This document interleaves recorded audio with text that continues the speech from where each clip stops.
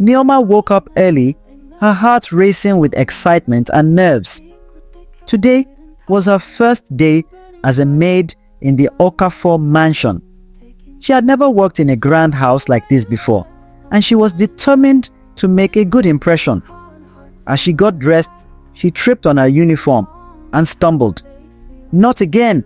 she cried out in frustration. She took a deep breath and headed to the kitchen to start her day. As she entered the kitchen, she was greeted by the stern face of Chijioke, the head of the household. "Ah, you must be the new maid," he said, eyeing her up and down. "I expect great things from you." Nneoma nodded eagerly, trying to hide her nervousness.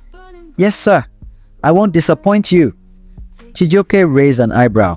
"See that you don't. Now, get to work. We have a lot to do today."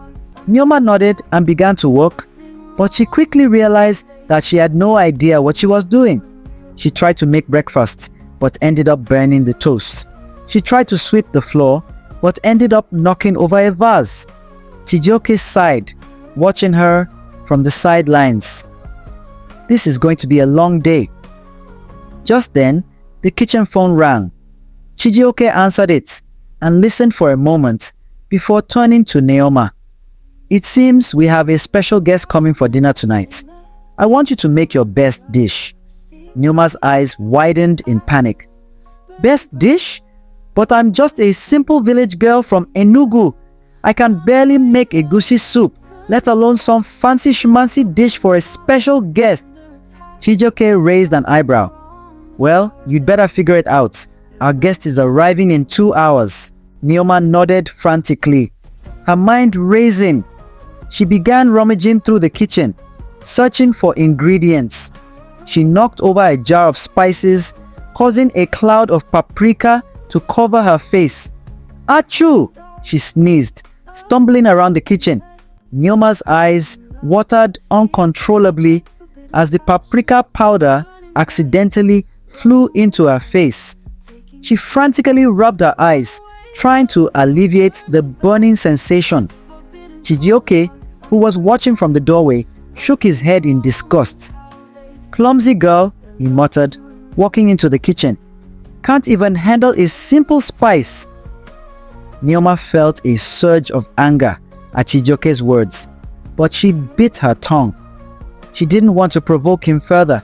She had already made a mistake with the soup, and now this. As Chijioke approached her, Nneoma could feel his disdain.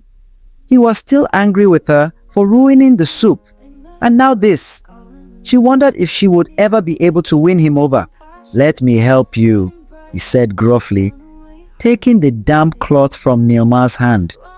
Nneoma felt a spark of electricity as Chijioke's fingers brushed against hers, but she pushed the feeling aside. She didn't need to get distracted by her attraction to Chijioke, especially when he clearly didn't like her. As Chijioke wiped her eyes, Nneoma felt a sense of relief. Maybe, just maybe, she could win him over with her cooking. She had always loved cooking, and she was determined to prove herself. But Chijioke's next words dashed her hopes. "You're a disaster waiting to happen, Nneoma. I don't know why I hired you." Nneoma felt a sting from Chijioke's words, but she refused to give up. She was determined to prove herself, no matter what. She thought about all the times she had helped her mother in the kitchen, all the meals she had cooked for her family. "I'll try to do better, Chijioke," she said, her voice firm. Chijioke raised an eyebrow. "See that you do." As Chijioke walked away, Nneoma felt a sense of frustration. Why did Chijioke have to be so mean? Didn't he know that she was trying her best? She thought about quitting, but something inside her refused to give up. Subscribe to my channel.